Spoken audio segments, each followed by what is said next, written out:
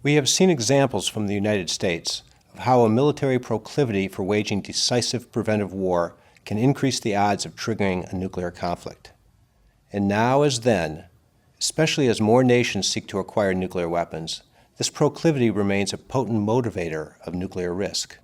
In 1974, India detonated its first so-called peaceful nuclear device, demonstrating it had a rudimentary nuclear weapons capability.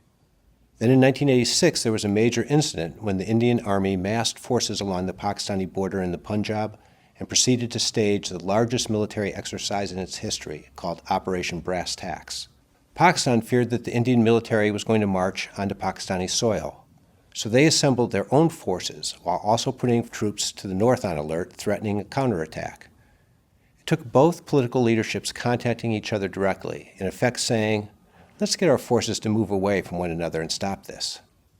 At the time, this was treated, publicly at least, simply as a misunderstanding over a military exercise. However, we now have evidence that Indian General Sundarji told then Prime Minister Rajiv Gandhi, in effect, "Pakistan is responding to our exercise by actually getting ready to launch a real attack.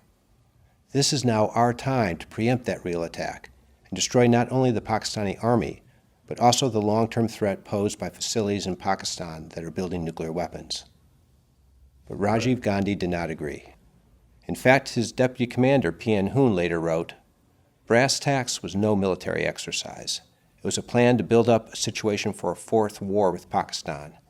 And what is even more shocking is that the Prime Minister, Mr. Rajiv Gandhi, was not aware of these plans." Later, General Sundarji complained that the young boy, an insulting reference to Rajiv Gandhi, had behaved as a coward. Nonetheless, the Indian military had made plans to wage preventive war against Pakistan, plans Prime Minister Gandhi was never privy to.